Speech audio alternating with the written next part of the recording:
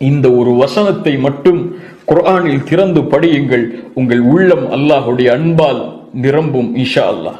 எந்த வசனம்? குறிப்பெடுத்துக் கொள்ளுங்கள். எல்லோரும் ஒரு பேப்பரை எடுத்து அந்த பெண்ணை வைத்து அதில் எழுதுங்கள் அந்த வசனத்தை. சூரத்து ஜுமர் 53வது வசனம். சூரத்து ஜுமர் 53வது வசனம். நம் மரண நேரத்திலும் இந்த வசனம் நம் கண்ணுக்கு முன்னால் வர வேண்டும். மலக்குல் மௌத் எம்மை அழைக்க வரும்போது, அல்லாஹுவை சந்திக்க செல்லக்கூடிய அந்த நேரத்தில் இந்த வசனம் என் கண்களுக்கு முன்னால் ஓட வேண்டும். குல் யா இபாதியல்லதீன அஸ்ரஃபு அலா அன்ஃபுஸிஹிம் லா தக்னது மிர் ரஹ்மத்தில்லாஹ். சுப்ஹானல்லாஹ். அல்லாஹ்வுடைய அருளை இதைவிட எப்படி விளக்குவது?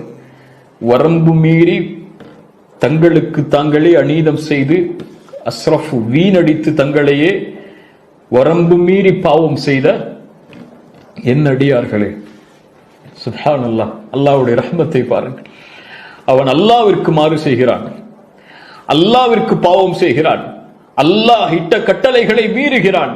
அவனையும் அல்லாஹ் அவனுடைய அருளால் இணைத்து சொல்கிறான், குல் யா இபாதியல்லதீன அஸ்ரஃபு அலா அன்ஃபுஸிஹிம், தங்களுடைய நஃப்ஸுக்கே வரம்பு மீறி பாவம் செய்த என் அடியார்களே கேளுங்கள், லா தக்னது மிர் ரஹ்மத்தில்லாஹ், அல்லாஹ்வுடைய அருளில் ஒருபோதும் நம்பிக்கை இழந்து விடாதீர்கள்.